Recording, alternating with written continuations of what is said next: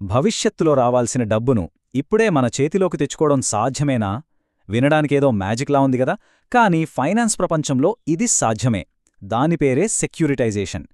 పేరు కొంచెం కష్టంగా అనిపించొచ్చు, కానీ ఇది చాలా శక్తివంతమైన టూల్.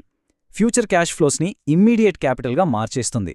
సరే, ఈరోజు మనం ఈ ఫైనాన్షియల్ ప్రాసెస్ లోతుల్లోకి వెళ్ళి దాన్ని సింపుల్గా అర్థం చేసుకుందాం. సరే, ఈరోజు మన ప్రయాణం ఎలా ఉండబోతుందో క్విక్గా చూద్దాం. ఫస్ట్, అసలు ఈ ప్రాసెస్ ఎందుకు అవసరమో తెలుసుకుందాం. అంటే ఆస్తులున్న డబ్బుల్లేని ప్రాబ్లం గురించి. తర్వాత సెక్యూరిటైజేషన్ అంటే ఏంటి, ఇందులో ఎవరెవరుంటారు అనేది చూద్దాం.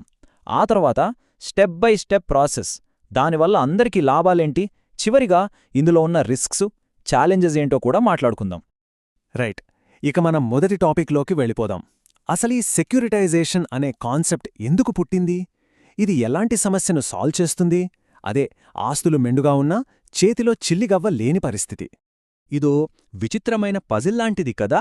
ఆలోచించండి, ఒక కంపెనీకి లక్షల్లో కోట్లలో డబ్బు రావాలి, కాని అదే సమయంలో ఆ కంపెనీ దివాలా తీసే స్టేజ్లో ఉంది. ఎలా సాధ్యం? ఈ ప్రశ్నకు సమాధానం వెతుకుతేనే మనకు సెక్యూరిటైజేషన్ ఎందుకంత ముఖ్యమో అర్థమవుతుంది. ఓకే, దీని అర్థం చేసుకోవడానికి ఒక ఉదాహరణ తీసుకుందాం. ఆటోలీజ్ కార్ప్ అనే కంపెనీ ఉందనుకుందాం. వాళ్ల బిజినెస్ ఏంటంటే కార్ లోన్స్ ఇవ్వడం. సో వాళ్ల దగ్గర వేల కార్ లోన్స్ ఉన్నాయి.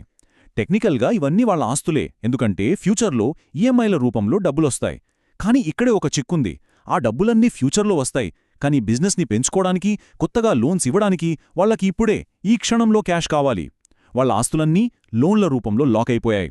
చూసారా, ఇదే ఆస్తి ఉంది కానీ క్యాష్ లేదు అనే ప్రాబ్లం. మరి ఆటోలీజ్ కార్ప్ లాంటి కంపెనీల పరిస్థితి ఏంటి? భవిష్యత్తులో రావాల్సిన డబ్బుని ఇప్పుడు ఎలా పొందగలరు? వెల్, దీనికి సమాధానమే సెక్యూరిటైజేషన్. లాక్ అయిపోయిన విలువను అన్లాక్ చేయడం అన్నమాట. సింపుల్గా చెప్పాలంటే సెక్యూరిటైజేషన్ అంటే ఇది.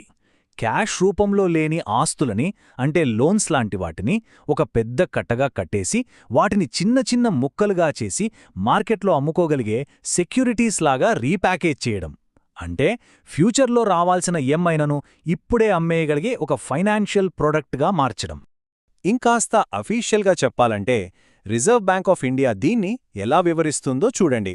వాళ్ల ప్రకారం ఆస్తుల్లో ఉన్న క్రెడిట్ రిస్క్ని వాటిని ట్రేడబుల్ సెక్యూరిటీస్గా మార్చి వేరే వాళ్లకి పంచేయడమే సెక్యూరిటైజేషన్. ఇక్కడ మనం గమనించాల్సిన కీవర్డ్ ఏంటంటే రిస్క్ని పంపిణీ చేయడం. ఇది చాలా ముఖ్యం. చెప్పాలంటే ఇదొక ఫైనాన్షియల్ మ్యాజిక్ ట్రిక్ లాంటిది.